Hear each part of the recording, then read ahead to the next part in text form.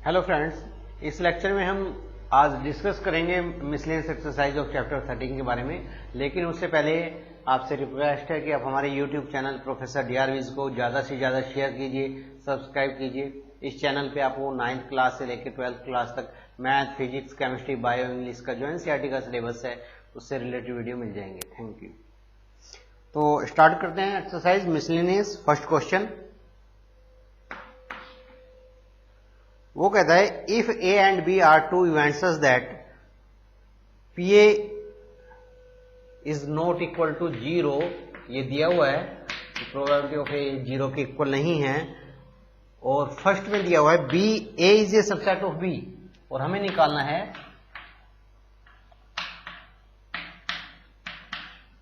ये चीज निकालनी है। चलिए, सबसे पहले दिया हुआ है कि ए इज सबसेट ऑफ बी। ए जब बी का सबसेट होगा, देखिए ये बी है आपका, ए सबसेट है तो इसके अंदर होगा ए। तो इंटरसेक्शन यदि हम निकालेंगे तो वो इंटरसेक्शन कौन सा होगा भाई? ए और बी का इंटरसेक्शन यही तो होगा जो ए है आपका इटसेल्फ। क्लियर है? अब हमें निकालना है P B by bar A. ये किसके इक्वल होता है? P A intersection B upon में P probability of A. Conditional probability का फॉर्मूला है आपका ये। ए इंटरसेक्शन बी किसके इक्वल है? ए के इक्वल है, तो ये हो जाएगी प्रोबेबिलिटी ऑफ ए अपॉन में probability of A. Cancel out. कितना आंसर आया इसका? 1। सेकंड कहता है वो, सेकंड पार्ट में उसने कहा A intersection B is equal to 5, कि ए और बी डिसजॉइंट सेट्स हैं, इनमें कोई चीज कॉमन नहीं है। जब कोई कॉमन नहीं है तो प्रोबेबिलिटी क्या हो जाएगी? ए इंटरसेक्शन बी की 0 हो जाएगी। क्लियर? तो अब फिर वही पी बी वाई ए निकालना है आपको, डिवाइड बाय पी ए। अब इसकी प्रोबेबिलिटी कितनी आई है? ए इंटरसेक्शन बी की 0 अपॉन में प्रोबेबिलिटी ऑफ ए, तो 0 divide by this is equal to 0।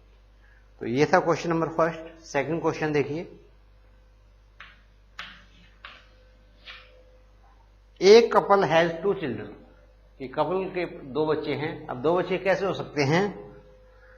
Male female में दिया हुआ है उसने, दोनों मेल हो सकते हैं, बड़ा मेल हो छोटी फीमेल, या बड़ी फीमेल छोटा मेल, या दोनों ही बच्चे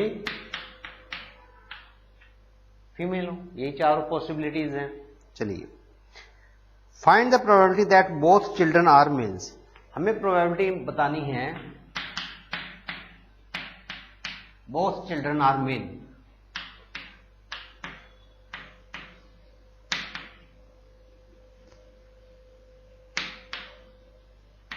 तो कौन से हो जाएंगे ये both children are male? MM आ जाएगा इसमें। बी के अंदर क्या दिया हुआ है उसने? At least one of the children is male, कम से कम एक मेल होना चाहिए।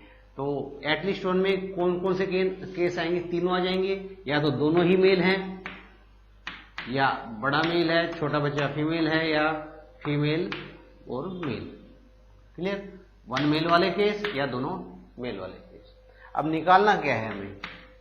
उसने पूछा है find the probability that both children are male. हमें बोथ चिल्ड्रन आर मेल की प्रोबेबिलिटी निकालनी है। ठीक है? Probability of A given that at least one of the children is mail.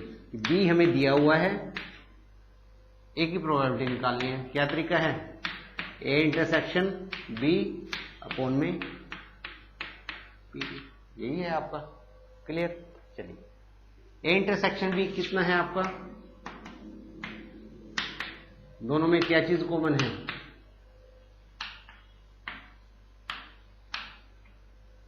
है ना ये। तो probability of A intersection B कितनी हो जाएगी? कितने केस हैं? 1 है। Out of total sample space 4 का है, तो ये तो प्रोबेबिलिटी 1/4। प्रोबेबिलिटी ऑफ बी कितनी है? कितने केसेस हैं बी के अंदर? 3 cases out of sample space में कितने हैं? 4 हैं, तो 3/4। 4 से 4 कैंसिल आउट। कितनी प्रोबेबिलिटी आई? 1/3। नोट डाउन करें इसे। इसका अब सेकंड पार्ट देखते हैं।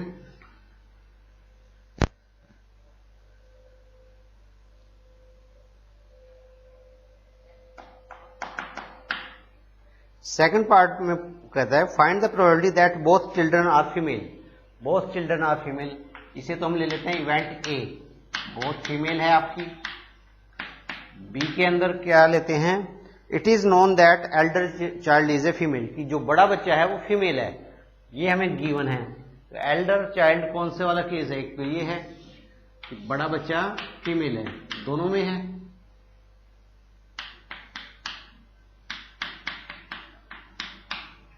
Clear.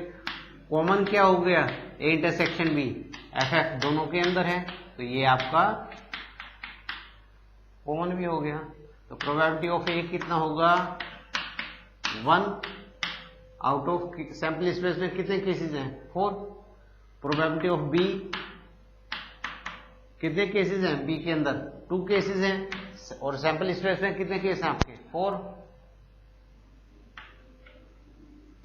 Probability of A intersection B कितनी हो जाएगी, आउट ऑफ 4 1 केस है। निकालना है हमें A oblique B. Find the probability that both children are male when it is known that, जो काम पहले हो चुका है elder child is a female. तो ए ओब्लिक बी निकालना है, तो A intersection B divide by probability of B.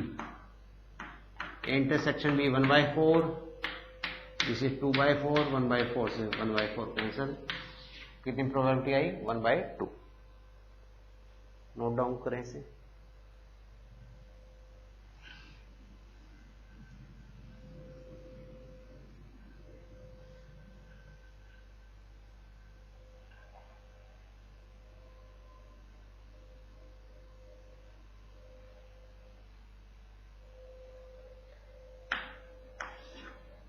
Question number 3 है, suppose that 5% of man and 0.25% of women have grey hairs, कि ग्रे हेयर्स हैं कितने परसेंट आदमियों के 5% के, और जो वुमेन्स हैं वे हैं 0.25।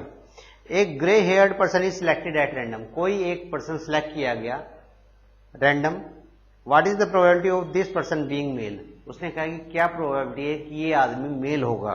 फर्दर उसने कहा हुआ है कि assume that equal number of male and females are there. ठीक है, जब equal number of male and female are there, तो इसका मतलब प्रोबेबिलिटी दोनों की इक्वल है। कोई पर्सन आप सिलेक्ट कर रहे हैं वो मेल भी हो सकता है या फीमेल भी हो सकता है। तो मान लीजिए इवेंट E1 है मेल सिलेक्ट करने का, ठीक है, और E2 इवेंट है फीमेल सिलेक्ट करने का। तो प्रोबेबिलिटी ऑफ E1 कितनी हो जाएगी आपकी 1/2, और फीमेल सिलेक्ट करने की प्रोबेबिलिटी भी कितनी हो जाएगी 1/2। क्यों? क्योंकि दोनों उसने कहा बराबर बराबर है। अब उसमें से एक बंदा सिलेक्ट किया गया, उसके हेयर ग्रे थे। चलिए हम इवेंट ए से डिफाइन करते हैं, पर्सन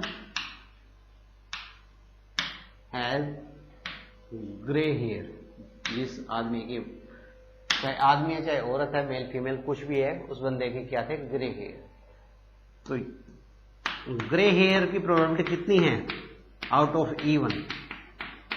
यदि मेल है, मेल में कितने परसेंट बंदों के ग्रे हेयर हैं 5% के, 5 बाई प्रोबेबिलिटी कितनी हो जाएगी 5/100। यदि हम फीमेल सेलेक्ट करते हैं, फीमेल सेलेक्ट किया आपने E2, इसके अंदर कितनों का आपको दिया हुआ है परसेंटेज कि जिसके ग्रे हेयर्स हैं, ये है 0.25%। 0.25% का मतलब आप डिवाइड बाय 100 कीजिए। अब वो कहता है कि एक पर्सन को सिलेक्ट किया गया, उसके ग्रे हेयर थे, बताइए कि जो वो पर्सन सिलेक्ट किया था वो मेल था। आपके पास क्या है कि ग्रे हेयर वाला पर्सन तो आपने सिलेक्ट कर लिया, अब बताना है कि वो क्या था, मेल था, मतलब E1 वाला केस था। तो कैसे करेंगे, बेस थ्योरम का इम्प्लीमेंटेशन हो रहा है। कैसे करते हैं, एक रूट ये है आपके, एक रूट ये है, 2 रास्ते हैं ना आपके। इस रूट की प्रोबेबिलिटीज की मल्टीप्लाई करेंगे आप 1/2 मल्टीप्लाई 5/100, प्लस में इस रूट की जितनी प्रोबेबिलिटीज हैं 1/2 मल्टीप्लाई में 0.25 by 100।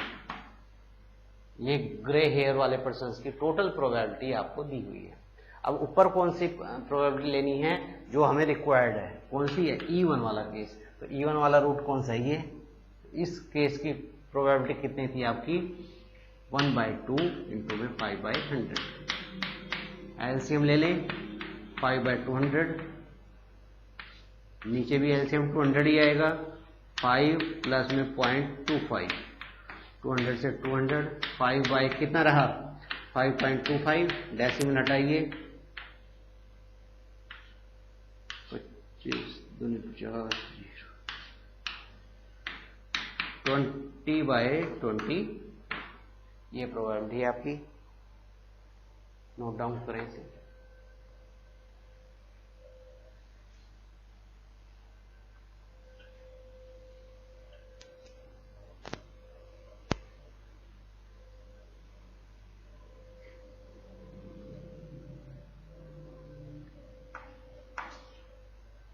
Question number 4th. Suppose that 90% people are right-handed. कि right-handed कितने परसेंट है, 90%। प्रोबेबिलिटी है 90/100, 9 बाई कितना हो जाएगा 10। जो राइट-हैंडेड नहीं है मतलब लेफ्ट-हैंडेड है तो 1 में से 9/10 माइनस कीजिए, कितना हो जाएगा 1/10। Clear. What is the probability that at most 6 of a random sample of 10 people are right-handed? कहते 10% का सैंपल है, n is equal to 10। बताइए at most 6 are right-handed, कि उसमें ज्यादा से ज्यादा कितने right-handed है 6। तो कैसे निकालेंगे, at most है ना, तो x less than equal to 6। तो at most का मतलब क्या, 0 राइट हैंड हो सकते हैं, 1 राइट हैंडेड हो सकते हैं, 2 हो सकते हैं, 3, 4, 5 और 6। 6 से ज्यादा राइट हैंडेड नहीं हो सकते। क्लियर, आता ही समझ। उसने कहा एटमोस्ट 6 राइट हैंडेड हो सकते हैं, इसकी प्रोबेबिलिटी निकालिए। अब कितने केस हो गई है आपके पास, 7 केस। या तो इन 7 की प्रोबेबिलिटी निकालिए, सोल्व करें। या दूसरा तरीका क्या है, दूसरा तरीका मैंने आपको बता रखा है कि 1 में से माइनस कर दें। क्या चीज माइनस कर दें, जो केस रह गए हैं आपके। कौन से केस रहे हैं, 6 तक आ चुके हैं, 7, 8, 9 और 10। क्योंकि n कितना है, n 10 नहीं, n है 10, 6 नहीं है, सॉरी मैंने एटमोस्ट 6 लिख दिया था यहाँ पे। n की वैल्यू 10 दी हुई है, क्योंकि 10% का जो सैंपल है उसमें बताना है कि एटमोस्ट 6 आपके राइट हैंडेड है। तो 10 जब आपने पर्सन सेलेक्ट किए तो कौन सा केस आपका रहता है कि 7 राइट हैंडेड हो, 8 राइट हैंडेड हो, 9 या 10 केस। इसमें भी 4 निकालने पड़ेंगे, लेकिन इसमें तो 7 को सोल्व करना है, उसमें आपको 4 को सोल्व करना है। चलिए, तो 10C7, P कितना है आपका, P है आपका प्रोबेबिलिटी 9/10 की पावर 7। Q कितना है 1/10, इसकी पावर 10 - 7 कितना हो जाएगा 3। 10C8, 9/10 की पावर 8, 1/10 की पावर 2। 10C9,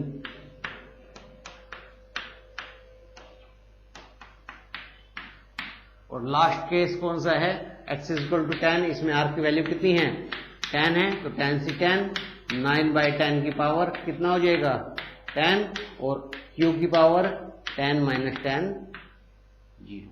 ये आपने कौन से फॉर्मूला लगाया, बायनोमियल डिस्ट्रीब्यूशन का। क्लियर है। अब कैसे करें, 2 तरीके हैं सोल्व करने के। एक तरीका है कि इसे पूरी तरीके से आप सोल्व करें, कैलकुलेशंस करें जो होगा। दूसरा जो आपकी एक्सरसाइज में आंसर दिया हुआ है उसके अकॉर्डिंग सोल्व करते हैं। तो उसमें आपको कुछ नहीं करना, 1 माइनस, इसे जनरल फॉर्म में लिख दिया। जनरल फॉर्म में कैसे, प्रोबेबिलिटी डिस्ट्रीब्यूशन की फॉर्म में, सिग्मा tan CR। देखिए tan तो सभी में है, आपको चेंज कौन सी वैल्यू हो रही है, R की वैल्यू चेंज हो रही है ना आपकी, 7, 8, 9 और 10, तो हम इसे लिख लेते हैं tan CR। R की वैल्यू कहां से स्टार्ट है, 7 से स्टार्ट है और कहां तक जा रही है, 10 तक जा रही है। क्लियर। P कितना है, 9/10, इसकी पावर कितनी होती है, R। Q कितना है, 1/10, इसकी पावर कितनी होती है, 10 - R। क्लियर है ना। देखिए R की वैल्यू आप 7 रखेंगे तो यहाँ पे 7 हो जाएगा, और इसकी वैल्यू कितना आ जाएगी, 1/10 की पावर 10 - 7, 3 आ जाएगी। आपने 8 रखा यहाँ पे तो ये 10 - 8 2 हो जाएगी। 9 रखेंगे तो इसकी पावर 1 हो जाएगी, और 10 रखेंगे इसकी पावर 0। उसका सब का क्या ले लिया आपने, समेशन। तो इस फॉर्म में आपका आंसर है। तो ये देखिए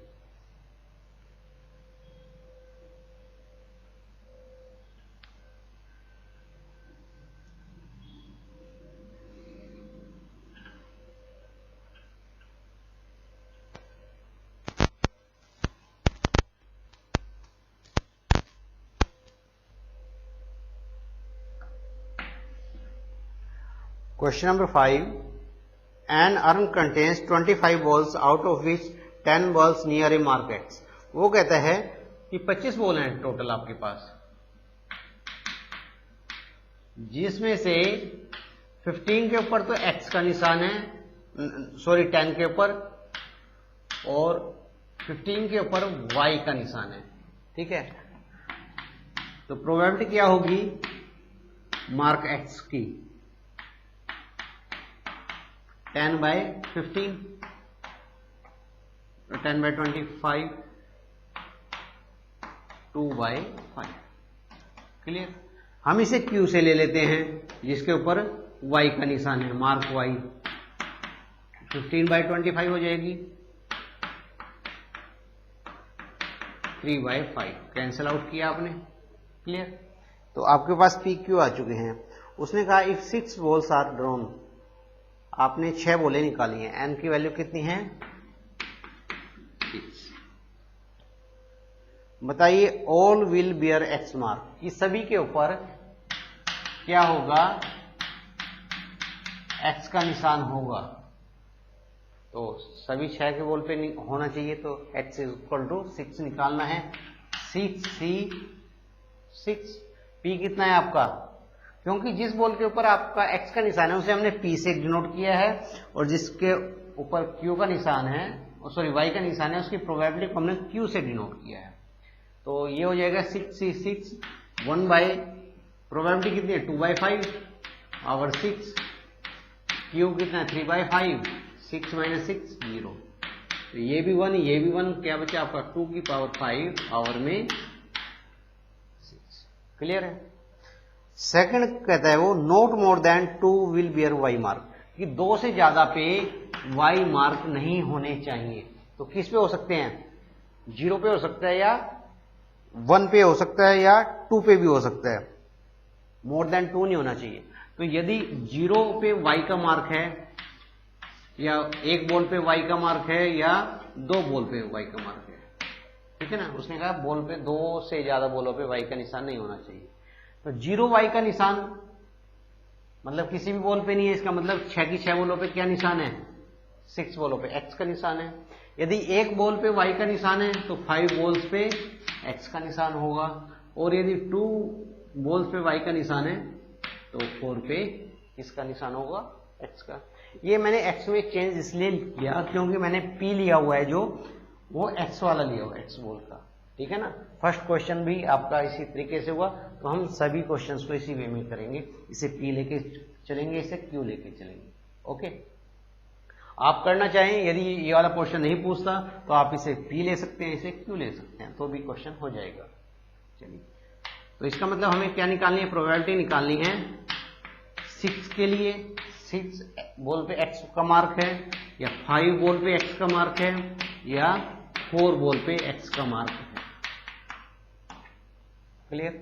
तो अब लिखिए 6 ये 6 बॉल वाला तो हमने निकाला ही हुआ है, 2/5 की पावर 6, 5 बॉल पे x का मार्क होगा 6c5, प्रोबेबिलिटी कितनी है 2/5 की पावर 5, और q कितना है 3/5 है, 6 में से 5 गया 1। अब हमें 4 बॉल पे चाहिए x का निशान, तो 6c, r की वैल्यू कितनी हो जाएगी 4, p कितनी है 2/5, q है 3/5, तो p की पावर तो ये रहेगी 4 और 3/5 की पावर कितनी रहेगी 6 में से 4 गया 2। क्या चीज कॉमन है 2/5 की पावर 4 ले लीजिए। अंदर क्या बचा 2/5 की पावर, यहां तो आपकी 2 बची है आपकी, 6c5 6 के इक्वल होता है, 5 में से 4 पावर बाहर जा चुकी है, तो अंदर क्या कितनी पावर बचेगी, एक पावर बचेगी 2/5, इंटू में 3/5 भी है। 6c4 किसके इक्वल होगा 6 factorial 2 factorial into 4 factorial 6 5 4 factorial,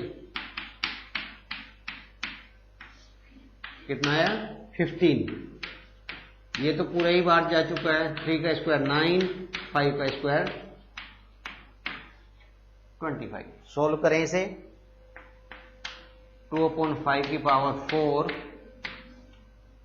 ये कितना होगा 4/25 हो जाएगा, 2 का स्क्वायर 4, 5 का स्क्वायर 25, 25 25 25, एलसीएम तो हो गया 25, ऊपर कितना आएगा 4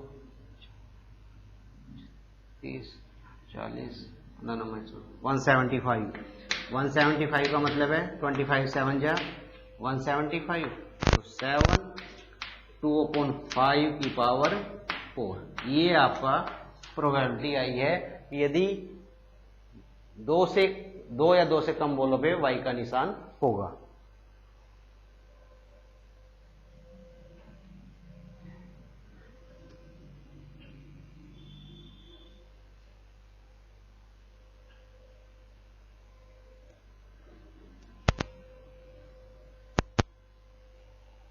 थर्ड क्वेश्चन है at least 1 ball will wear y mark.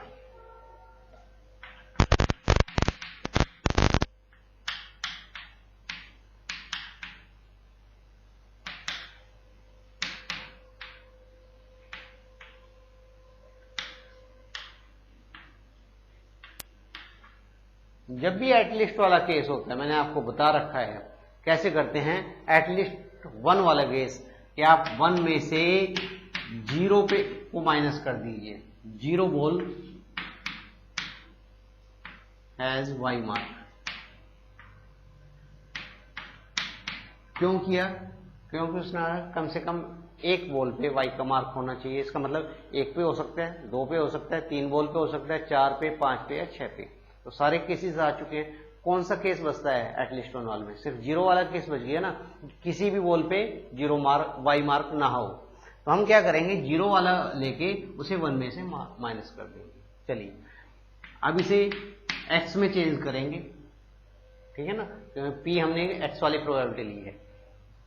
जब उसने कहा कि किसी भी बॉल पे 0 मार्क y मार्क नहीं होना चाहिए, मतलब 0 बॉल, ठीक है ना, बॉल कितनी निकाली आपने 6, और किसी भी पे y का मार्क नहीं है, इसका मतलब क्या है 6 बॉल हैव x मार्क। सभी के ऊपर कौन सा निशान है x का निशान है, तो प्रोबेबिलिटी निकाल लीजिए। जो फर्स्ट पार्ट किया था उसका हमने, तो वो किया था यही था p x = 6। सोल्व कर लें इसे, 1 माइनस ये हमने निकाला था फर्स्ट पार्ट में, 2/5 की पावर कितना था 6। ये आपका आंसर है। फोर्थ है the number of ball with x and y mark will be equal. 6 ball हैं, कहते हैं दोनों वो बराबर बराबर होने चाहिए, मतलब 3 बॉल पे x होगा तो 3 बॉल पे y का निशान होगा। तो क्या निकालना है आपको, px = 3, 6c3 2/5 की पावर 3, q कितना है 3/5 पावर 3, 6c3 कितना हो जाएगा आपका 6 फैक्टोरियल 2 मल्टीप्लाई किया आपने 6 5 4 3 फैक्टोरियल कैंसिल आउट। अच्छा, इस 3 को ऐसे लिखें,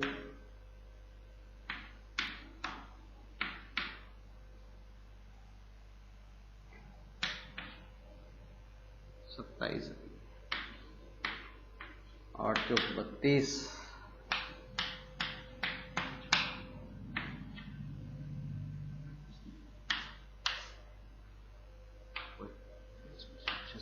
इकतीस 25। क्या आंसर आएगा? 864 डिवाइड बाई 3124, 3125। ये था क्वेश्चन नंबर 5।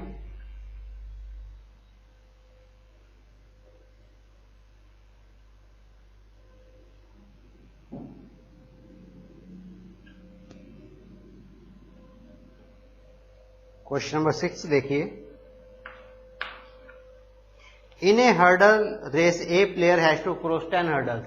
किसी हर्डल रेस में, हर्डल पता है ना कि दौड़ते हैं जब एथलीट्स, तो बीच बीच में कुछ हर्डल्स लगा दिए जाते हैं जिन्हें क्रॉस करना होता है। कहते हैं उसे प्लेयर को 10 हर्डल्स को क्रॉस करना है और प्रोबेबिलिटी है he will clear each hurdle is 5/6, कि वो हर्डल को क्लियर करेगा, प्रोबेबिलिटी 5/6 है। तो हर्डल को क्रॉस नहीं कर पाएगा, उसकी प्रोबेबिलिटी कितनी हो जाएगी? 1/6। 1 में से 5/6 को माइनस कर दिया। What is the probability that he will knock down fewer than 2 hurdles?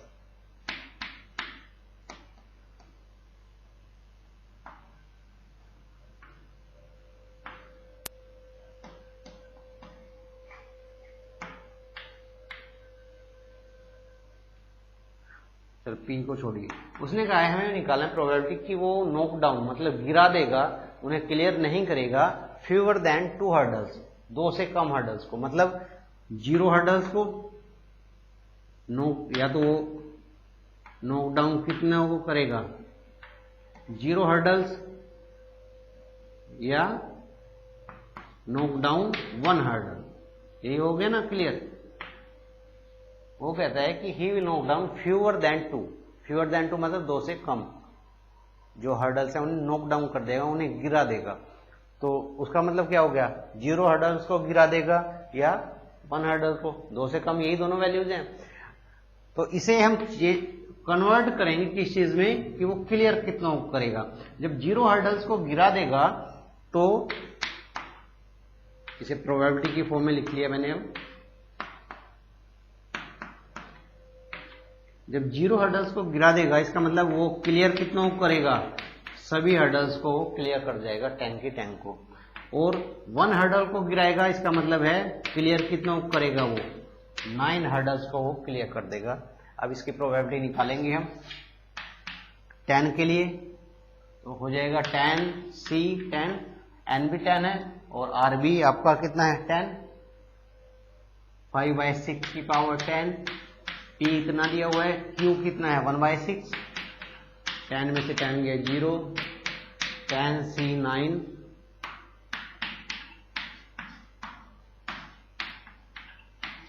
10 minus 9 1, तो 10 C 10 1, कॉमन क्या ले लें? ये ले लें 5/6 की पावर 9 कॉमन लिया है आपने, क्योंकि यहाँ पावर 10 है वहां पावर 9 है, जो मिनिमम पावर उसे कॉमन ले लीजिए। 10 C 10 1, ये कितना बचेगा? एक 5/6 बचेगा और 1/6 की पावर 0, ये भी 1 हो जाएगा। 10 C 9, ये 10 होता है, ये कॉमन हो चुका है 1/6। 5/6 की पावर 9, एलसीएम 6 है, 10 + 5 15/6। किस फॉर्म में आंसर है इसका? 6th question complete. 5 की पावर 10, 5 की पावर 9 यहाँ है और 1 यहाँ, 5 की पावर 10, 6 की पावर 9 और एक आपका 2। इस फॉर्म में आपका आंसर दिया हुआ है, तो ये आंसर है आपका।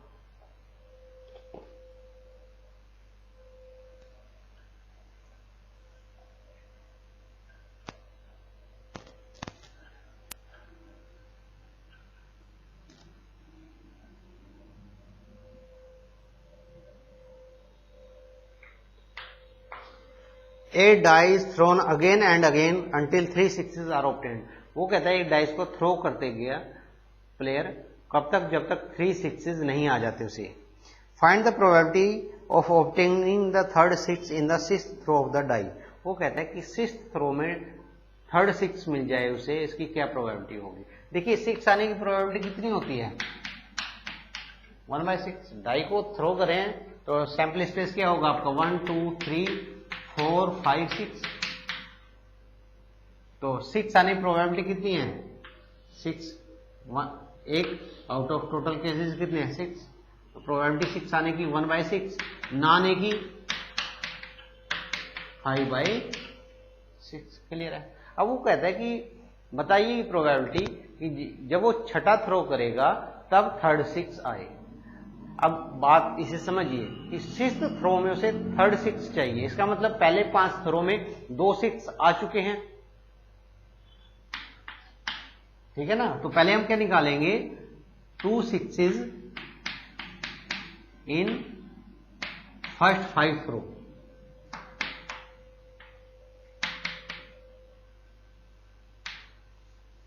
भाई बात आई या नहीं समझ में। उसने कहा कि जब छठी बार थ्रो करे तब थर्ड टाइम 6 आना चाहिए। तो छठी बार में थर्ड टाइम 6 कब आएगा, जब फर्स्ट 5 थ्रो में 2 बार 6 आ चुके होंगे। मतलब 5C2 1/6 की पावर कितनी हो जाएगी 2, और Q कितना है 5/6, इसकी पावर कितनी हो जाएगी 5 में से 2 गया 3, 5 फैक्टोरियल 2 3 फैक्टोरियल, इसे लिख लें 4 × 3।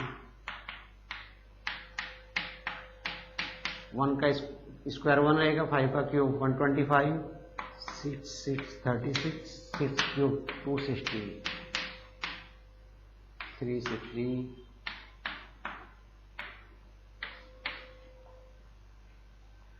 125 × 5 625, और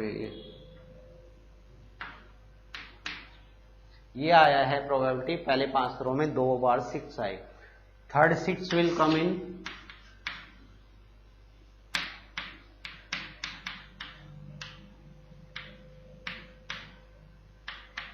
सिक्स्थ थ्रो। इसकी क्या प्रोबेबिलिटी होगी, इसकी तो 1/6 ही हो जाएगी। जब थर्ड टाइम उसने थ्रो किया तो 6 आने के चांसेस रहेंगे 1/6। तो टोटल प्रोबेबिलिटी कितनी हो जाएगी आपकी, दिस मल्टीप्लाई में 1/6,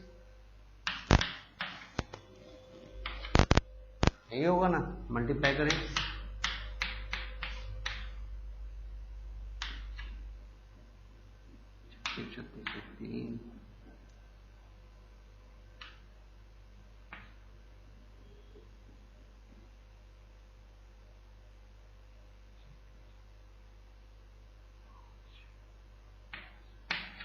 क्या आंसर है इसका। आंसर नीचे आंसर मैच नहीं कर रहा। 5C2 2 3 से 3 2 में 4 2 से 36 को करेंगे तो कितना आएगा 18 आएगा। यहाँ पे मिस्टेक है 216।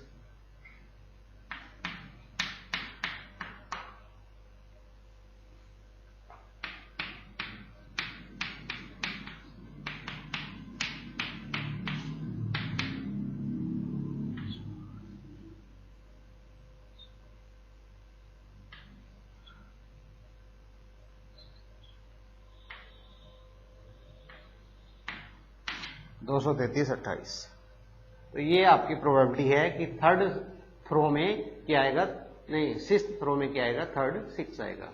दोबारा से देखिए पहले 5 थ्रो में 2 6 आए, इसकी प्रोबेबिलिटी है। तो छठी बार फेंक रहा है, छठी बार में तो सीधा 1/6 आएगी। तो टोटल प्रोबेबिलिटी क्या होगी, दिस प्रोबेबिलिटी मल्टीप्लाई में दिस प्रोबेबिलिटी, ये आपकी जो रिक्वायर्ड प्रोबेबिलिटी थी वो आएगी।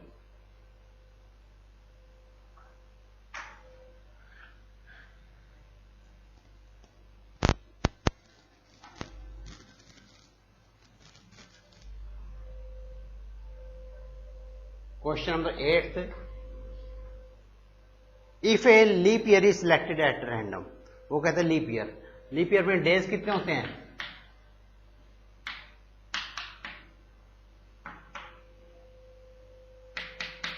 366 डेज होते हैं, और तो 366 को हम 7 से डिवाइड करें तो 52 तो वीक हो जाएंगे, साथ में कंप्लीट फुल वीक,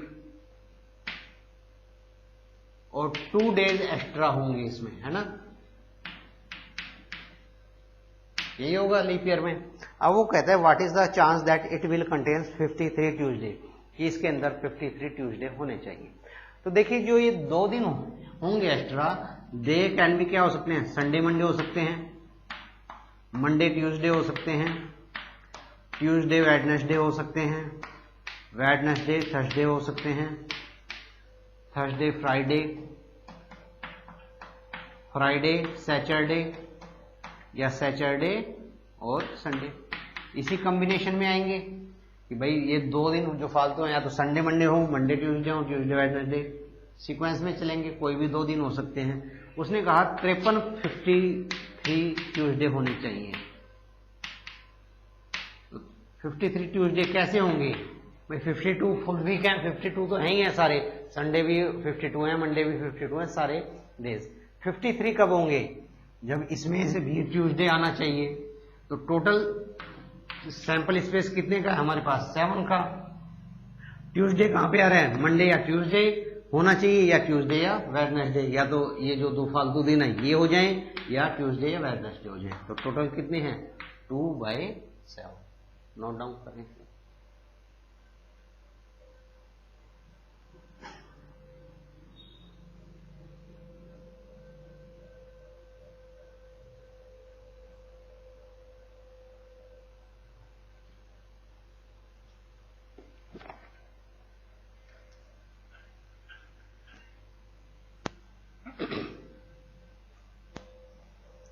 इसके बाद है question number 9, an experiment succeed twice as often it fails, कि कोई इवेंट जितना फेल होता है उससे डबल वो सक्सेसफुल रहता है। मान लीजिए P और Q है, X टाइम्स वो फेल होता है तो सक्सेस कितनी टाइम्स होता है? Double times. तो 2x + x किसके equal? 3x। Total probability P + Q कितनी होती है? 1 ही होती है ना आपकी। आपने Q को x मान लिया, वो कहता है जितना फेल होता है उससे डबल टाइम वो सक्सेस रहता है। तो मान लीजिए x टाइम्स फेल होता है तो ये सक्सेस कितने टाइम्स होगा? 2x। तो x की वैल्यू कितनी आएगी? 1/3। तो प्रोबेबिलिटी P कितनी थी आपकी? 2x, मतलब 2/3, और Q कितनी हो जाएगी? 1/x है ना Q, तो x की वैल्यू 1/3 है, तो Q की वैल्यू 1/3। अब वो कहता है find the probability that in the next 6 trials, 6 बार कोई काम किया है, there will be at least 4 success, कि कम से कम 4 सक्सेस होनी चाहिए। एटलीस्ट 4 सक्सेस का मतलब है कि 4 सक्सेस हो जाए। एटलीस्ट का है तो इसलिए x > 4, या तो 4 सक्सेस होंगी या 4 से ज्यादा, मतलब 5 सक्सेस होंगी या फिर 6 सक्सेस होंगी। 6 से ज्यादा नहीं हो सकती क्योंकि एक्सपेरिमेंट का ट्रायल कितने टाइम्स हुआ है? 6 टाइम्स हुआ है। वैल्यू पुट करें बाइनोमियल थ्योरम में, 6c4, r की वैल्यू 4 है ना, p कितना है? 2/3, और q कितना है? 1/3।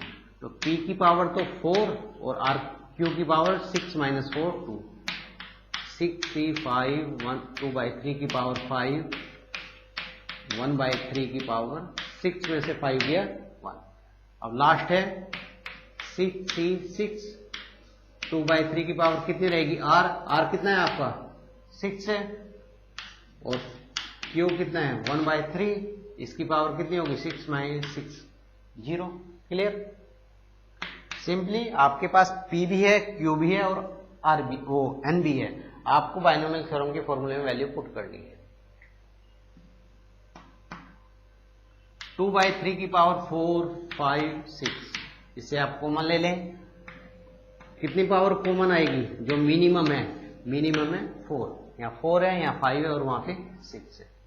बाकी क्या बचा अंदर 6c4 कितना होगा 6 इंटू 5 अपॉन में 2, इसे सोल्व करें 15 आएगा।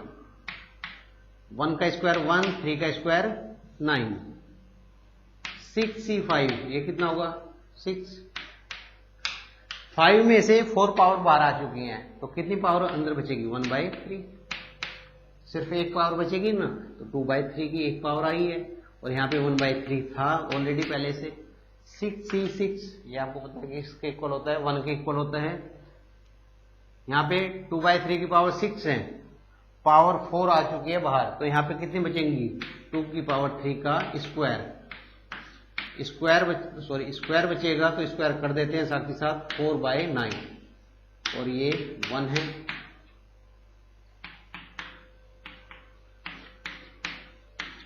एलसीएम 9, ये हो गया 15, 31/9। देखिए क्या आंसर है इसका, तो यही इसका आंसर है। ये था क्वेश्चन नंबर 9। तो स्टूडेंट्स इस लेक्चर के लिए इतना ही, थैंक यू।